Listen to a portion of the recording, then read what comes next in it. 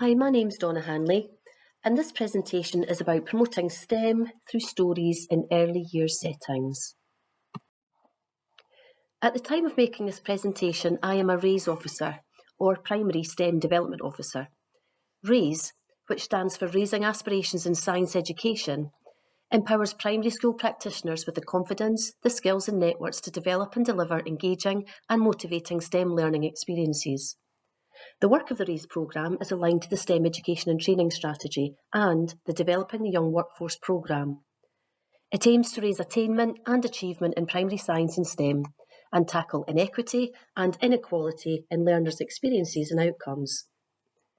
RAISE has core objectives, and I wanted to highlight 3 of these which are very relevant to this presentation.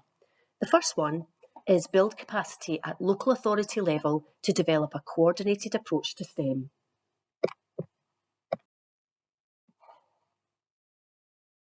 The second one is develop and promote opportunities for all learners to increase their experiences, engagement, enthusiasm and achievement in STEM.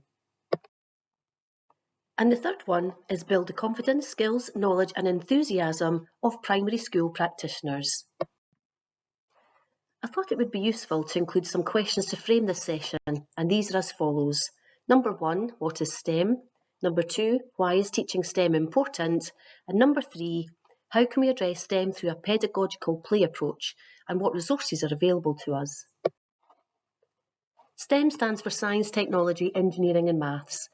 We like to include numeracy and digital skills within this definition because both of these are vital to allow us to participate successfully in society. It's important that we provide meaningful and rich context and opportunities for children to develop a wide range of skills. As practitioners, we strive to ensure that we prepare our young learners for a life in the 21st century, and to do this, we need to ask ourselves the question, how best can I support a child's science, technology, engineering and maths learning? Science allows us to develop our interest in and understanding of the living, material and physical world and allows opportunities to develop meta skills.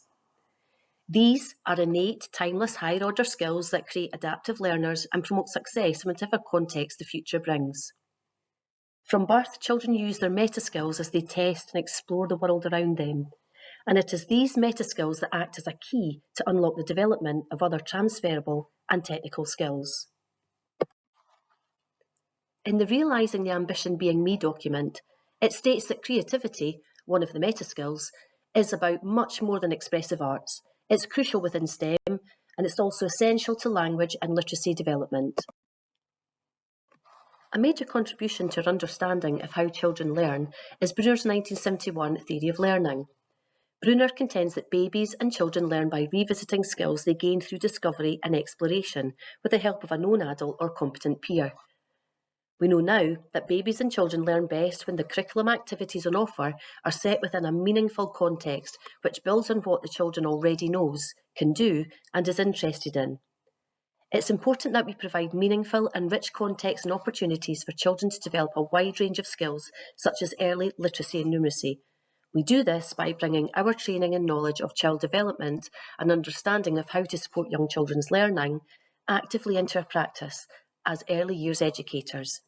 This is a lifelong learning journey for us as practitioners, and to make sure that we prepare our young learners for a life in the 21st century, we need to ask ourselves the question, how best we can support these children. The STEM Education and Training Strategy Refresh document states that efforts should continue to be made to ensure children are encouraged to develop an interest in and enthusiasm for all aspects of STEM from the early formative years and throughout their lifetime.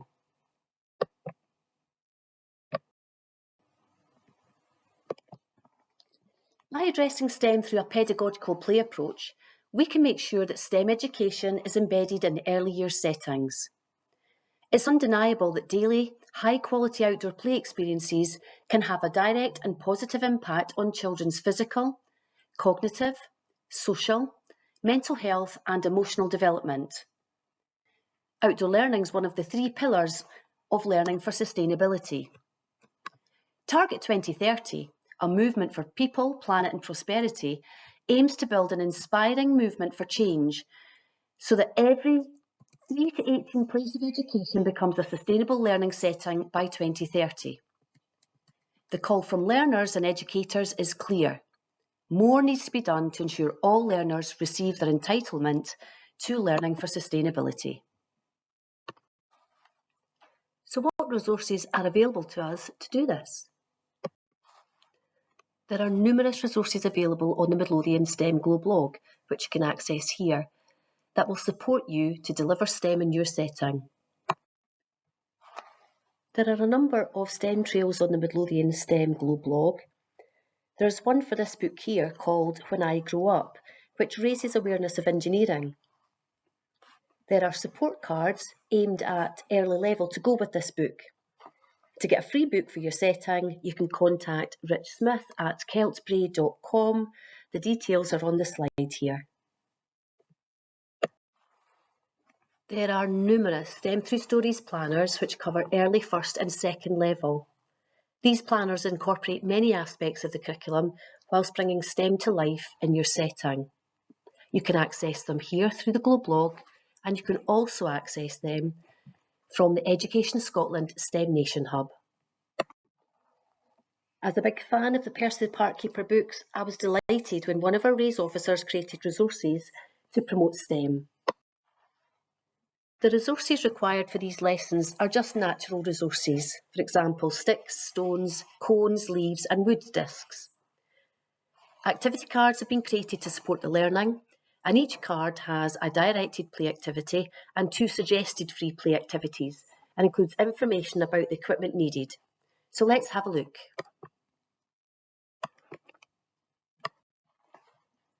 So the books can be taught in any order, but the treasure hunt is a good one to start with because it allows practitioners and children to become familiar with the outdoor areas.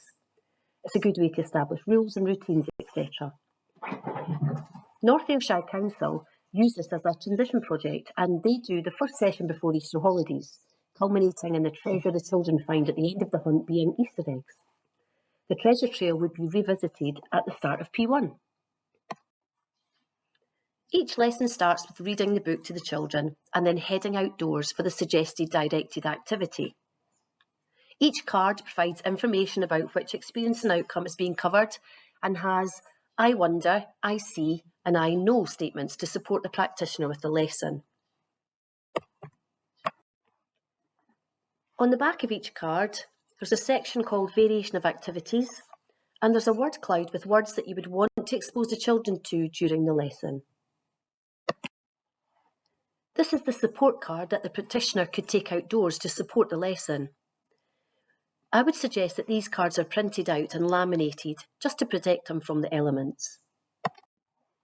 This is the back of the support card, which shows the North Ayrshire developmental milestones, which, as we know, enables us to observe children's skills, knowledge and understanding. If you work in an authority that doesn't use the milestones, I've converted these into the relevant benchmarks for each transition support card on the next slide. So as you can see, the milestone number 16, listens in a small group, has been converted to the benchmark literacy 002A, listens and responds to others appropriately.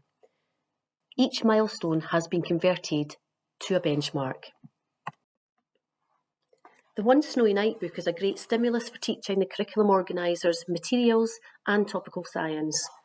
As you can see, there are suggested warm-up activities, there is a directed activity and 2 free play activities that are outdoor based and use natural resources as much as possible.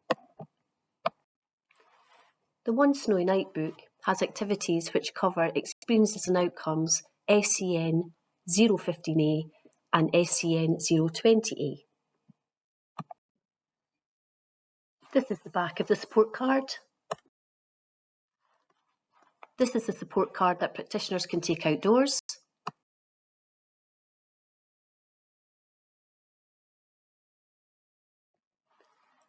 And again, every milestone has been converted to an appropriate benchmark. There are resources for the rescue party.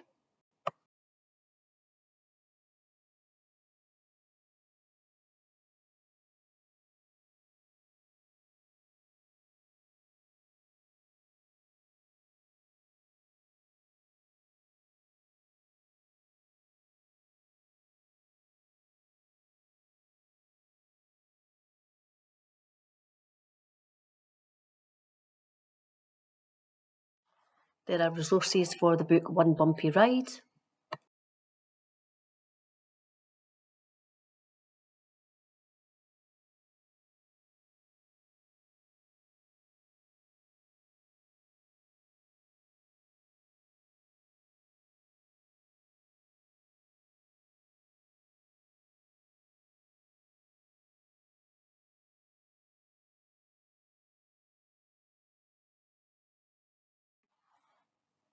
There are resources for the book After the Storm.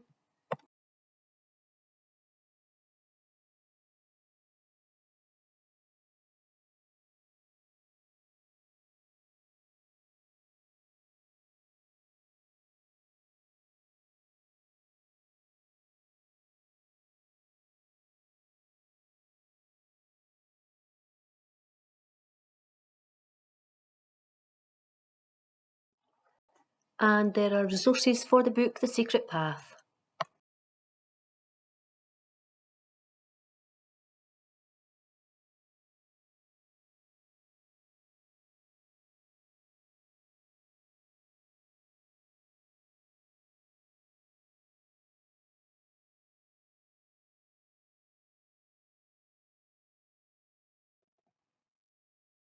I hope you found this presentation useful. Here is a list of the references which have been referred to during the presentation. Thank you very much for listening.